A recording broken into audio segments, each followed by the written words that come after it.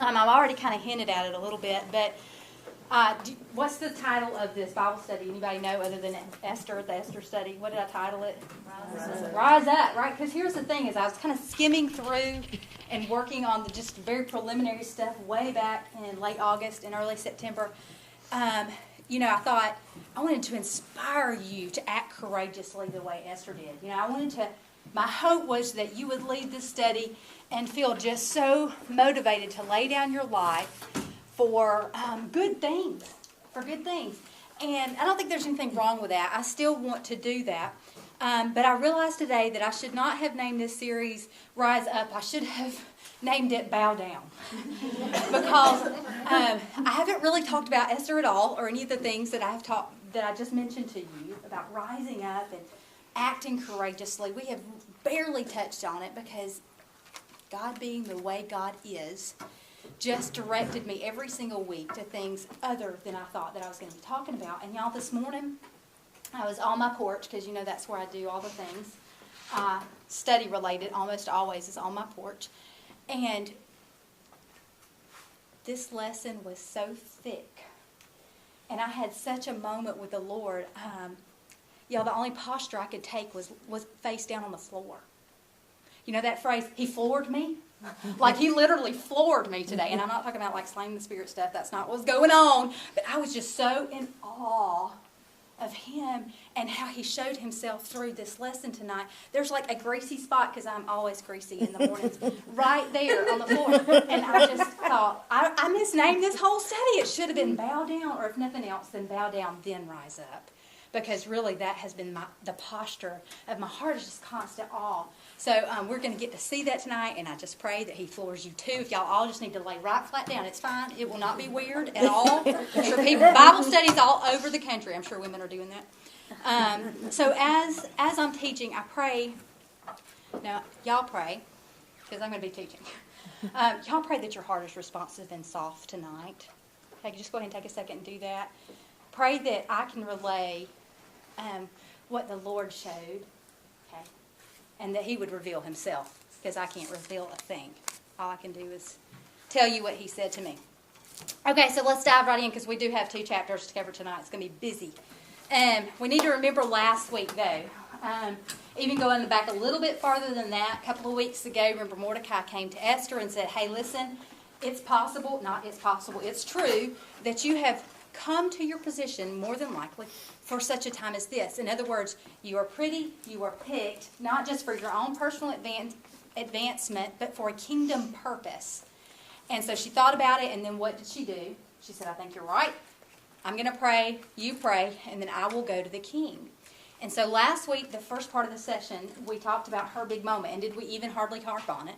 Barely. I just skimmed right over that sucker. But she did. She rose up, went to the king, and but what did she ask? Did she ask for her people to be spared and saved? No. What did she ask for? Yeah, come have dinner. Please come have dinner with me, king. So after that happened, she invited the king and Haman to a banquet, a dinner. And so Haman goes to the dinner, and then he leaves, and he's feeling good, right? Feeling real good about himself. But then he sees who? Sees Mordecai, right? And he is enraged because Mordecai won't bow down to him. And so because he's enraged, he goes home and throws himself a party, basically gathers his friends and his wife, and talks about all the great things that he has or that he has done. And he says, but none of that means a thing to me, because that guy, Mordecai, neither fears nor reveres me. And so it's worth nothing to me. And his wife says, what? Well, you don't have to take that, right? Just get rid of him. Just get rid of that guy who's causing you trouble. He said, that was a good idea. And so he comes up with this plan to kill Mordecai. I do it every time. I mix them up at least once in the study. To kill Mordecai. And so he has what built? Huge gallows, right? Massive stake. But coincidentally, while that is going on, while Haman is coming up with this new plot, the king goes to bed that night, but he can't sleep. He's got a case of insomnia. So he says, bring me a boring book, you servant man. And so the servant goes and brings the Chronicles. And it just so happens that as the Chronicles are being read, he discovers, oh, there's a guy named Mordecai who did something great for me. He's the one who exposed this plot. I need to calm down and slow down. And what have we done for him? And the servant says, well, not a thing. At that moment, do you see the timing? That's so important here. At that moment, who happens to be coming into the palace where the king is to ask for Mordecai's death, but Haman. And so the king says, oh good, Haman's here, let's ask him what should be done. But without using Mordecai's name, king says, what should be done for the man the king delights to honor? And what does Haman do? Too excited now. He says, what? His own fantasy, right? His very own fantasy. So what he goes off and so massive display of this is all the things I would like to have, but not speaking in first person. And the king at the end of that says, well good, go do that for Mordecai the Jew. We talked about the way that Haman must have went home, head down, tail tucked beneath his, just total humiliation. It had to be just livid over the events. But here's the deal. I just want you to realize this. Just the day before, he had left feeling so high and mighty. Do you remember that?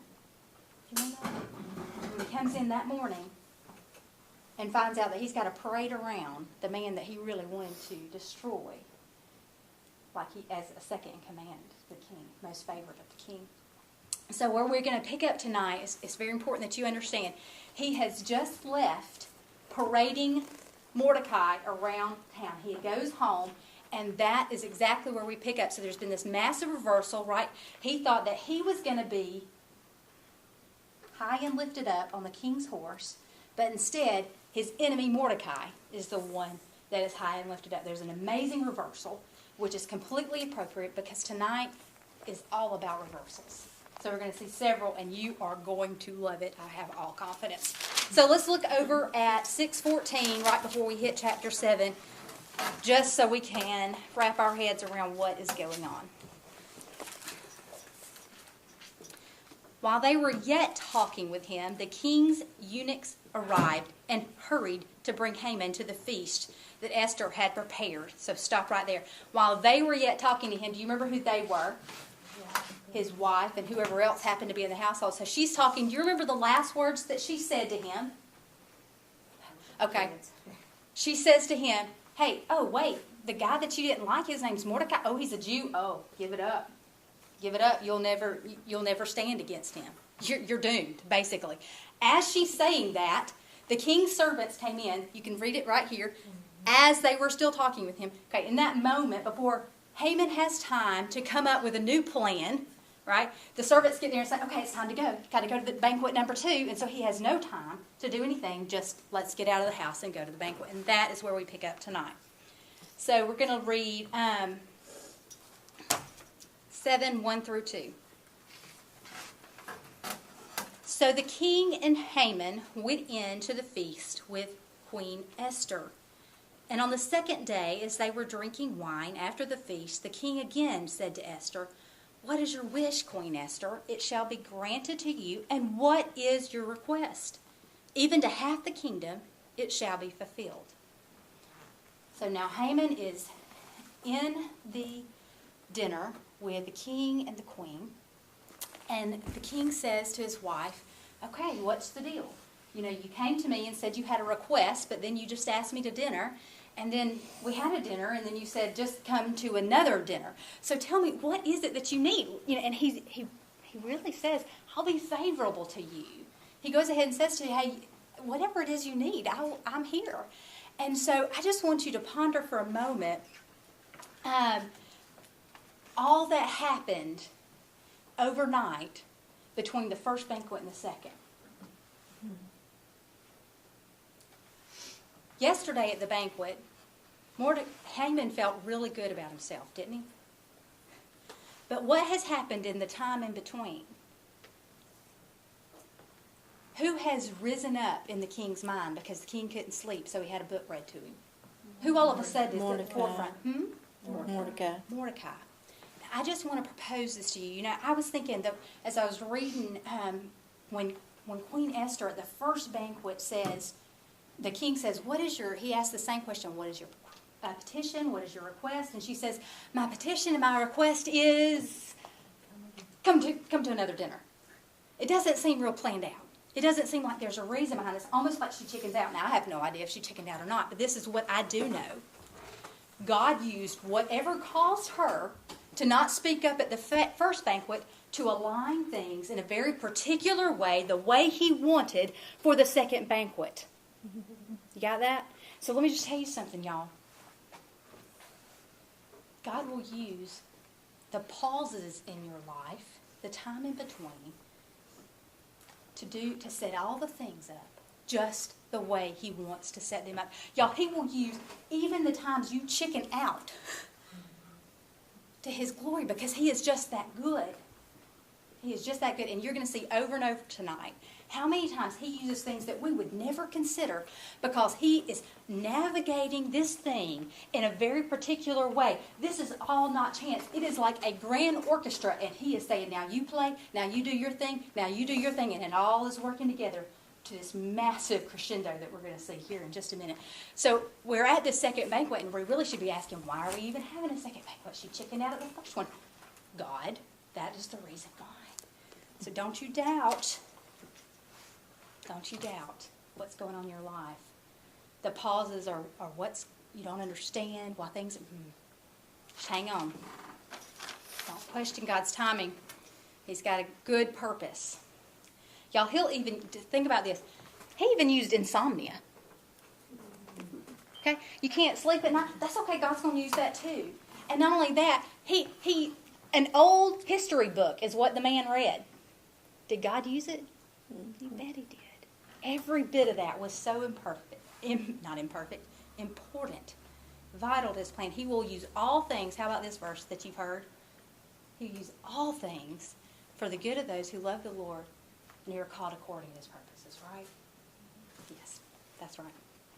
But here's the thing, not just for you purposefully, because it's all of this happening just for Queen Esther. Mm-hmm. Now, is it for her good? You bet it's going to be for her good. And Mordecai's too. But the bigger plan here, right, is his kingdom purposes. So keep that in mind. All right. I was just thinking, though, I've got to shake it down just a second. I was thinking about just those things in life that you can trace back, and you're like, only God could have thought that up. You know, I bet you have those. And one of the most glaring that I could think of in my life, before Nathan and I married, he had a friend named Thomas. And he and Thomas went to seminary together, and coincidentally, then Nathan and I met after he already knew Thomas. And Nathan and I started dating, and then Nathan and I got married. At our wedding, Thomas just happened to meet my roommate. And they had a little date after my wedding. And guess where they are right now? He's a pastor in North Alabama, and they have 5 or 6 kids. I don't even remember. Sorry, Carol, I don't remember. I can't keep up. I have 5 kids of my own. I'm trying to keep up with your kids. Anyway, so just so happened. But fast forward, Nathan and I get married. We start pastoring a church, and he pastors a church in New Mexico. Thomas communicates with him one day, says, hey, I'm going to lead a group from my church to Haiti. You interested in getting up a group? Do you remember that funny story I told you about Nathan coming home and saying that he was going to, that was Thomas. And so he and Thomas led 2 teams to Haiti, where Nathan met Bill Howard. That was not the place that he was going, Disciples Village, you need to know that. Just happened to meet Bill Howard. Nathan says, next time I go to Haiti, I want to go to Bill Howard's thing, Disciples Village. And through that, we realize the orphan problem in Haiti. God puts it on our heart to adopt. We decide, if we're going to adopt, maybe we should move back to the southeast. Maybe God's calling us back home at this time for this purpose. We move back to Alabama. We realize that the doors are closed to adopt in Haiti. So the next thing that happens is Nathan says, why not foster care? I said, no way, no how, not going to happen. And then on December 8th, God said to me, yeah, that's what I want you to do. And I said, yes. Enter 2 children, one of which we adopted on December 8th, 3 years later. Do you see that? Nathan just so happened to have a friend named Thomas. Now, you couldn't have dreamed all that up, but one thing so clearly led to another. God is moving things that seem so random to us. right, for our good and his big purposes. Okay, so let's go on to 7, verse 3, and we're going to try to go all the way through 6 before I stop us. Then Queen Esther answered, "If I have found favor in your sight, O king, and if it please the king, let my life be granted me for my wish, and my people for my request. For we have been sold, I and my people, to be destroyed, to be killed, and to be annihilated." Do you remember where that was said earlier in the decree? Right, those same 3 words. "If we had been sold merely as slaves, men and women, I would have been silent, for our affliction is not compared with the loss of the king." In other words, king, I wouldn't have bothered you if we were just going to be sold as slaves. But our lives are on the line, and so I have to bring this up to you. And also, who did she just identify herself with? The Jews. She did. 5, then King Xerxes said to Queen Esther, "Who is he and where is he who has dared to do this?" And Esther said, "A foe and enemy, the wicked Haman." Then Haman was terrified before the king and the queen. Y'all. So King says, finally, "Okay, you got to tell me what's going on, Esther. I need to know what is this all about? You kind of strung me along here, and I promise whatever you need, I'm favorable toward." And so she summons up the courage and says, "Here's the deal. For my request, I want my life, and I want my people's life to be spared because we've been sold for destruction." What does the king say? What on earth? Who's messing with my woman? You know? Like, who is out for my wife? Who would do that? And not only, he didn't even give her a chance to ask her, he just said, "Well, who is he and where is he?"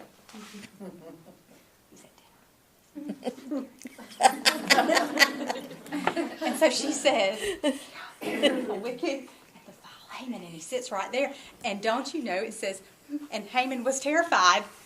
Don't you? I just like, well, yeah. You know, I'm thinking to him, he's already had a really bad day, y'all. He had to walk Mordecai up and down the street saying, "This is the man the Lord, the king delights to honor." He's already had to do that. He had to go home and humiliated to his wife.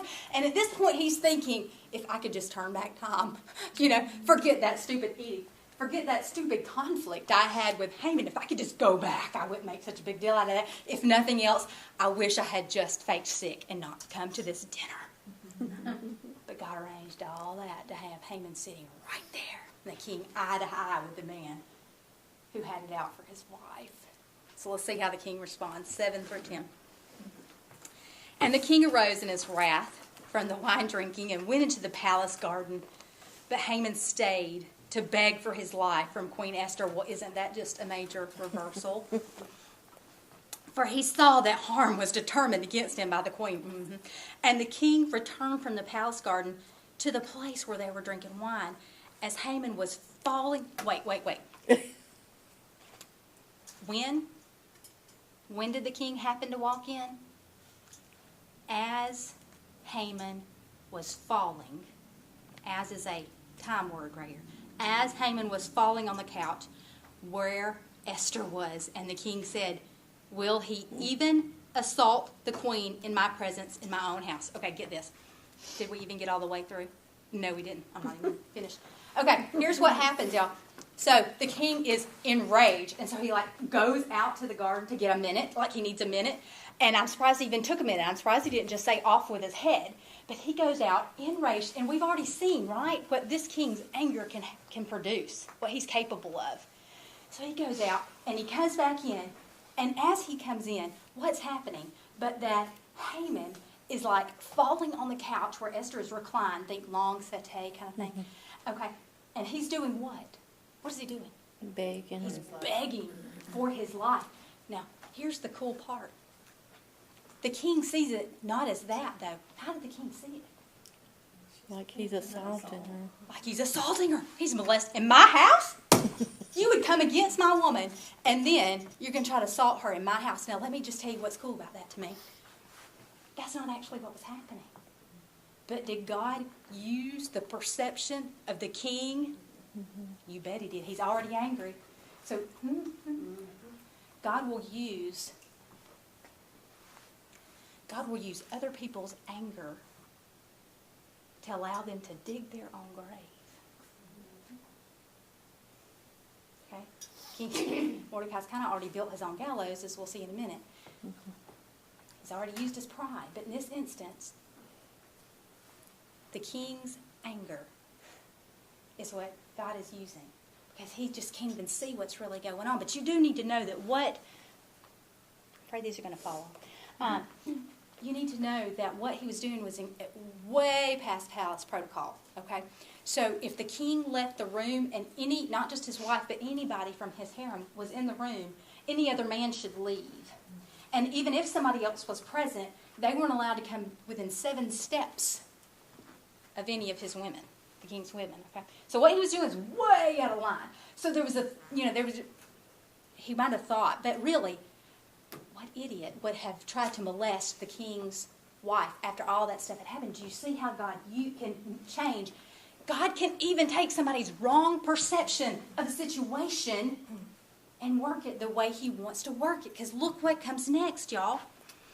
Back up to 8. And the king returned from the palace garden to the place where they were drinking wine, as Haman was falling on the couch where Esther was. And the king said, "Will he even assault the queen in my presence, in my own house?" When? That moment, the word left the mouth of the king, they covered Haman's face.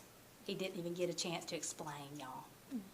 When God decided it was time to act against the enemy to his people, judgment.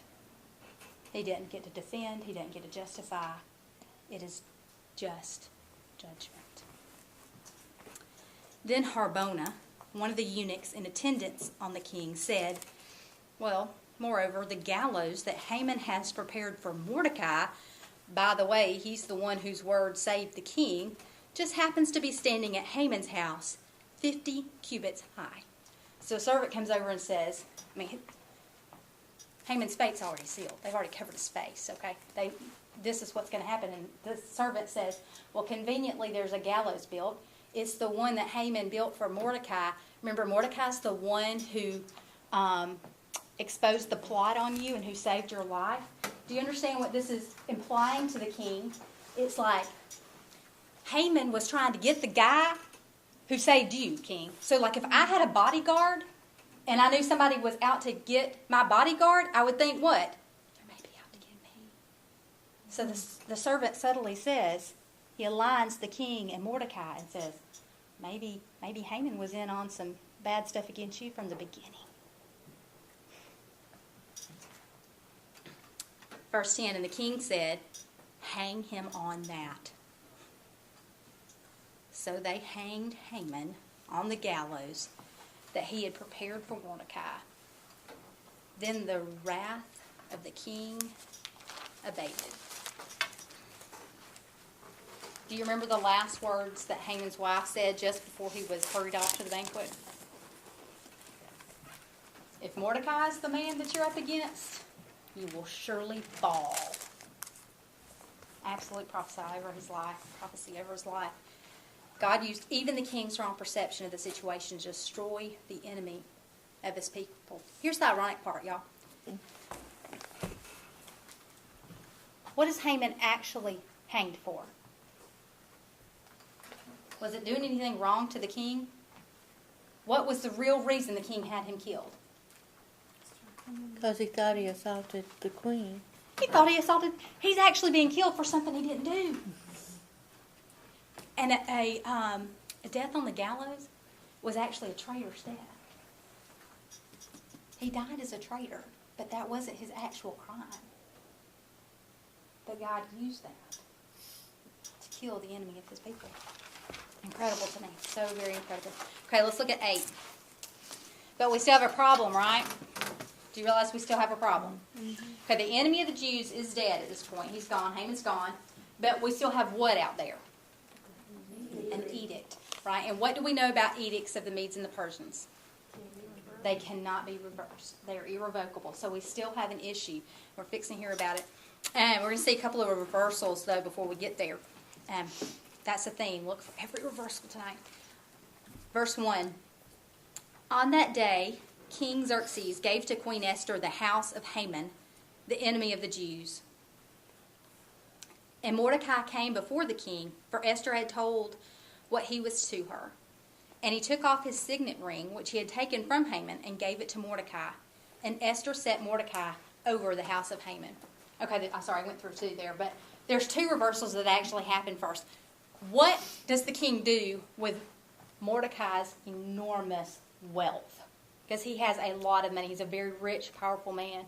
What does he do with it? Total reversal, right? Because what did Haman want to do with all the Jews' possessions? He wanted, the plan was, he said, we will kill them and then we will plunder their stuff. And so instead of him getting the Jew stuff, the Jews get his stuff. Total reversal of their economic situation right there. Not so much for Esther, I mean, she's queen, but for Mordecai. And then what happens with Mordecai? He should be a dead man walking. You realize that, right? Under the old edict. What happens with him? He gets a major promotion, major career reversal, right? Because Haman had been second in charge. Remember who wore the signet ring? Haman. But who's got it now? Mordecai. Major reversal. King gives his resources and his authority to Esther and Mordecai. But let's see what happens, 3 through 6. On that, then Esther spoke again to the king. She fell at his feet and wept and pleaded with him to avert the evil plan of Haman, the Agagite, and the plot that he had devised against the Jews. When the king held out the golden scepter to Esther, Esther rose and stood before the king, and she said, if it please the king, and if I have found favor in his sight, and if the thing seems right before the king, and I am pleasing in his eyes, let an order be written to revoke the letters devised by Haman the Agagite, the son of Hammedatha, which he wrote to destroy the Jews who are in all the provinces of the king. For how can I bear to see the calamity that is coming to my people? Or how can I bear to see the destruction of my kindred? Now talk about, she rose up yet again. She's had several times summon up a ton of courage to really speak to the king. Haman's dead. We still have a problem. My people are condemned to death. So what can we do about it? Let's see the king's response in 7 and 8. Then King Xerxes said to Queen Esther and to Mordecai the Jew, behold, I have given Esther the house of Haman, and they have hanged him on the gallows, because he intended to lay hands on the Jews. But you may write as you please with regard to the Jews in the name of the king, and seal it with the king's ring. For an edict written in the name of the king and sealed with the king's ring cannot be revoked. He basically just said, listen, I can't undo what I've already said. It's there. But here, you have all the authority. Okay? You can speak as if you're speaking for me, and you have all the resources. Okay? You come up with a plan, guys. Okay, Mordecai, Esther, you're smart people. Come up with a plan to see what you can do for your people. I'm behind you. You have my authority to go out and do good for others. 9 through 14. I'll probably stop 17 times in this one. You just need to know that. The king's scribes were summoned at that time. Okay, time. So important. All over this. At that time, the king's scribes were summoned. Who wrote the first edict? You remember? No. Same scribes, right? More than likely. Same ones who wrote that first. It just blows my mind. In the 3rd month, which is the month of Sivan, on the 23rd day, and an edict was written according to all that Mordecai commanded concerning the Jews, to the satraps and the governors and the officials of the provinces from India to Ethiopia, 127 provinces, to each province in its own script, and to each people in its own language, and also to the Jews in their script and in their language. Here's a really neat thing. Almost that exact wording is used way back, the original edict. You remember the detail of, they wrote it in all the languages. It went out to all the provinces. But in this edict that is being written right now, who is included? The Jews. Sets the Jews out apart as distinct. There's an important element here. Okay, to the Jews. 10. And he wrote in the name of King Xerxes and sealed it with a king's signet ring. Then he sent the letters by mounted couriers riding on swift horses that were used in the king's service, bred from the royal stud, saying that the king allowed the Jews who were in every city to gather and defend their lives, to destroy, kill, and annihilate any armed force of any people or province that might attack them, children and women included, and to plunder their goods. On one day throughout all the provinces of King Xerxes, on the 13th day of the 12th month, which is the month of Adar, a copy of what was written was to be issued as a decree in every province, being publicly displayed to all the peoples, and the Jews were to be ready on that day to take vengeance on their enemies. So the couriers, mounted on their swift horses that were used in the king's service, rode out hurriedly, urged by the king's command. And the decree was issued in the Susa, the citadel of Susa.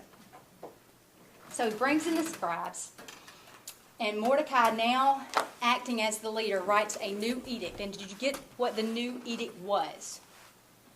It was, in the old edict, anybody in the kingdom that decided they just didn't like the Jews or just wanted the Jews' stuff could, on that particular day, rise up and destroy, kill, and annihilate the Jews. But the second edict that goes out with such speed says this. Yeah, that still can happen, but the Jews can rise up, destroy, kill, and annihilate anybody who comes against them. And not only that, they can also go after your women and your children. Because who's usually doing the fighting, right? The man. So it's like the Jews are now empowered to defend themselves. Those who had no voice have what? A voice. They have power. They have the king's edict behind them, allowing them to defend themselves, which equals salvation. The second edict gives the Jews the right to defend themselves to the death, even to killing wives and children of those who attack them. Y'all, this is what was crazy to me. It was hard to wrap my mind around this, that the same king who decreed their death also decreed a way for them to be saved. Okay? He didn't physically write either one of them, but in this story, both edicts come from the same king, does it not? This is what blew my mind, y'all. There's a king, and he has a death sentence for sin. Y'all, he's at holy war against sin. And what do we know the Bible says about sin? The wages are what? Death. God said, I am king. I cannot stand sin. I'm at holy war against sin. The wages of sin is death. And so he sent out an edict saying death to sin. Now, what does that mean for you and I? Death, y'all. Do you get it? God could have justly wiped us out. That was his first edict. Sin is bad. I can't stand it. It has no place in fellowship with me. It will be completely destroyed, killed, annihilated. So that means that we are all under that first death sentence. Do you understand that? Please tell me you're with me, okay? This is, if you're not going to be with me at any other point tonight, be with me right now, okay? There's a first edict, and it's against us, and it is from a king that we love now, okay? But here's the deal. He said, I don't like that. He could have let that death sentence stand, and we would all be wiped out, but instead, he issued a second decree. Okay? Same king, hates sin, wants to destroy it, but he says, I'm going to destroy all the people. Instead, I'm going to send out a second decree, same authority, same passion behind it. And he says, here it is. I'm going to condemn my son to die, a traitor's death. Only one who's ever had a heartbeat that didn't act as a traitor to the king. But I'm going to condemn him to death, and my second decree will be grace. Y'all, the gospel is the second decree. In God's holy war against sin, where we all should be wiped out and killed, he says, I'm going to write a second one, and it's going to hit like an override button for the first one, for all who put themselves under it, all who put their faith in my son and what his atoning work on the cross, the fact that he paid for them, he died a traitor's death in my, you better say in your head, he died a traitor's death in my place. The second decree is redemption. Y'all, that ring, that signet ring that the king handed Haman, you remember? He used it for what? He meant it for what? Destruction, right? How did Mordecai use it? To save. Satan thought that cross was going to be used for destruction. And God said, no way, no how. I'm using that for salvation. This thing the world and that Satan looks at as death, destruction, and annihilation is the total opposite. It's a complete reversal. It's salvation. It's the second decree, y'all. The gospel is the counter decree. But it goes on. We're not finished there. Then Mordecai went on. This is 15. Then Mordecai went out from the presence of the king in royal robes of blue and white, with a great golden crown and a robe of fine linen and purple. Do you remember how he was clothed a few days earlier? Sackcloth and ashes. Now, you don't tell me God won't turn our mourning into dancing, right? Clothes. He takes our filthy rags, and what does he robe us in? Righteousness. We get to dress spiritually as righteous royalty, when we should be dressed in sackcloth and ashes. Now Mordecai is robed in the clothes of a king. Isaiah says he will exchange our garments of mourning for garments of praise. So on the very day that he was supposed to be destroyed, the opposite occurred. What's going to happen for Mordecai? Is he going to be destroyed? Reversal. Who's going to be destroyed instead? Those who are out to get him, right? Let's read on.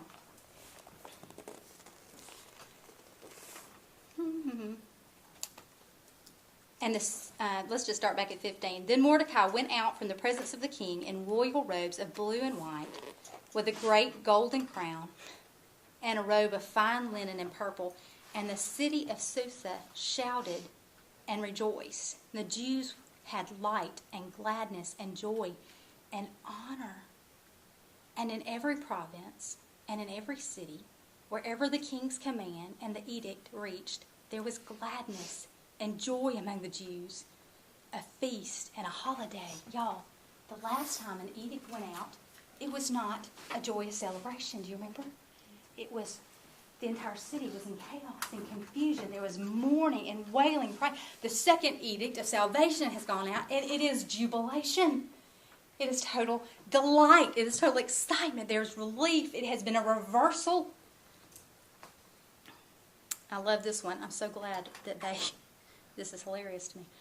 The last verse. And many from the peoples of the country declared themselves Jews. For fear of the Jews had fallen on them. It kills me, y'all. These are the people who are about to rise up and kill the Jews. You remember that? And they're like, ooh, I want some of that. If you can be under the king and get all this favor. Yes, I'll take some, please. That sounds great. So the Lord used some really tough circumstances, right, to draw attention to himself and his people. And that's right where we're going to transition to ending tonight, okay? And so we'll wrap up the last verse. We'll read out loud of Esther. It hurts me. So you need to go home tonight and finish, okay, and read the rest of the story. Most of it is behind us, but don't leave it hanging right there. Should have been an 8 or 10 week study, I think. Here's what I want to hammer down on tonight. There's two last prominent thoughts. First, God will position you in high places. And they might not always look high to you, but they're places of importance. Wherever you are, that circumstance is not an accident. Even any more than it was an accident that all those things happened in my life so that I would adopt two little children. Do you see the significance on their lives to everything he had orchestrated in mine? Do you see that? God will orchestrate things in your life, yes, for your good. Those things have brought me enormous good, okay? But kingdom purpose way overshadows that. So he will orchestrate things in your life. He will put you, do you know what a position is? We've talked about maybe you've come to this royal position for such a time as this. It is your spot in this time and place. It is your location. Wherever you are located right now, do you feel like you've been swept up in a life that maybe you didn't always have a lot of control over? It's on purpose. You are where you are right now for very specific purposes. Yes, for your good, but also for his kingdom. He has positioned you. He has moved you. He has ordained things, orchestrated things. There's no accident in your life. And let me tell you something. Here's the crazy part. Same thing will be true in 10 years. He will have orchestrated things for 10 long years if you're still breathing air and if he hasn't come back for a point of his purposes at that time and place. It does not end. It really kind of bothers me when people act like that was Esther's only defining moment. She had hundreds, and so do we. We have hundreds of times that God says, I've orchestrated things for this moment. For you to talk to this person about me. For you to meet that child. For you to care for this elderly person. For you to do this good in the world. For you to lay yourself down the way Esther did, made herself vulnerable, risked her life for these people. For the gospel. It's no accident. Wherever you are, it's so on purpose. So on purpose. But not only will he position you in high places, he'll also allow difficult circumstances. Do you think all those people in Persia would have wanted to become Jews had they not seen the amazing reversal in their lives? These people were about to be annihilated, swept out. Okay? But they saw what happened.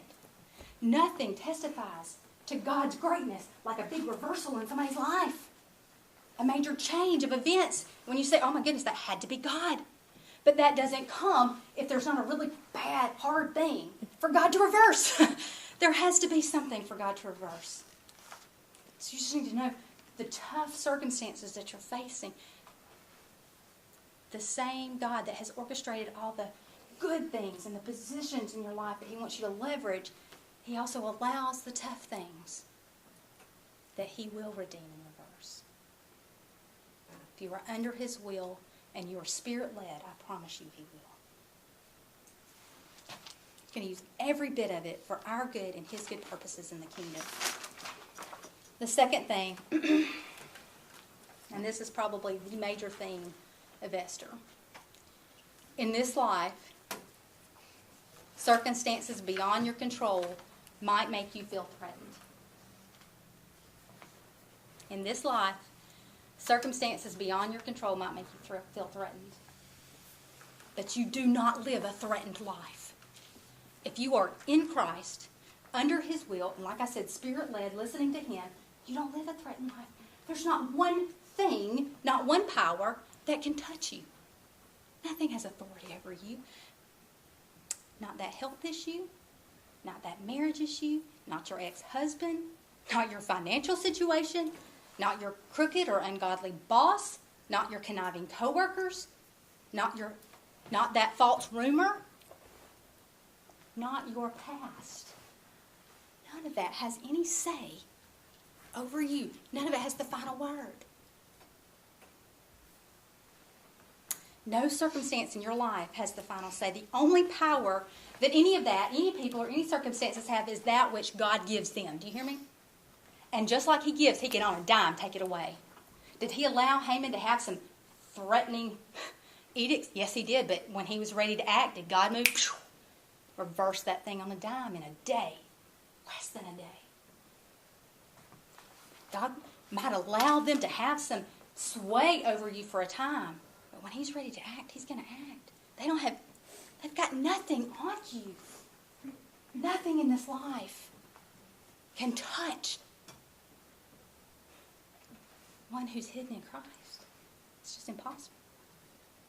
So whatever dark thing you're facing, whatever thing, God can change it on a dime. Let me tell you.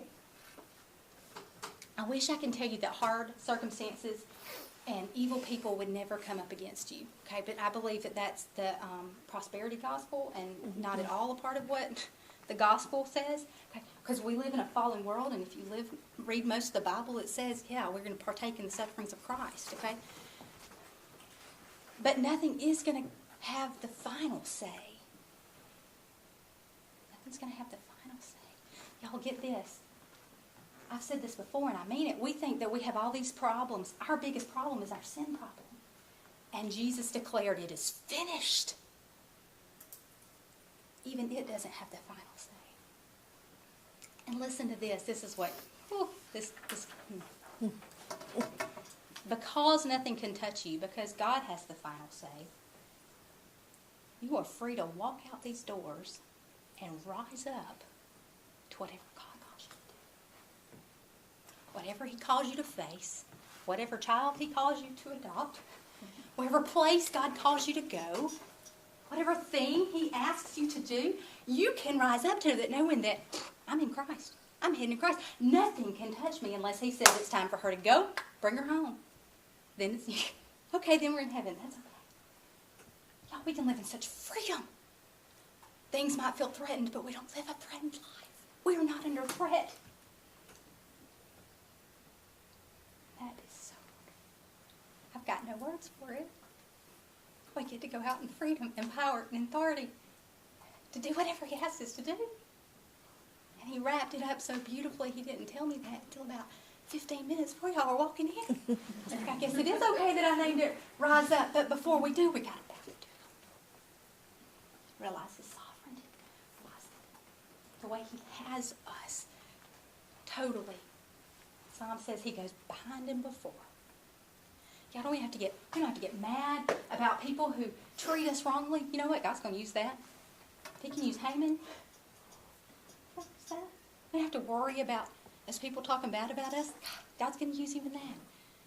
We don't have to get all bent out of shape all the time about the things that are going on in our lives that we don't like, because we can just say, God, I'm under his sovereign control. So if this is happening, he's allowing it. I don't have to get all crazy about it.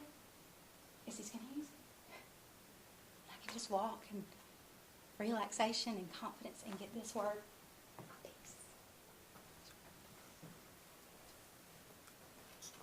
Is he good or is he good, y'all? Amen. Let's pray. Father, I have nothing to say. I mean, and that's unusual.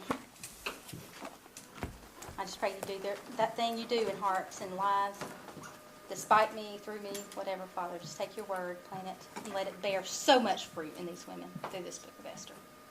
In Jesus' name I pray. Amen.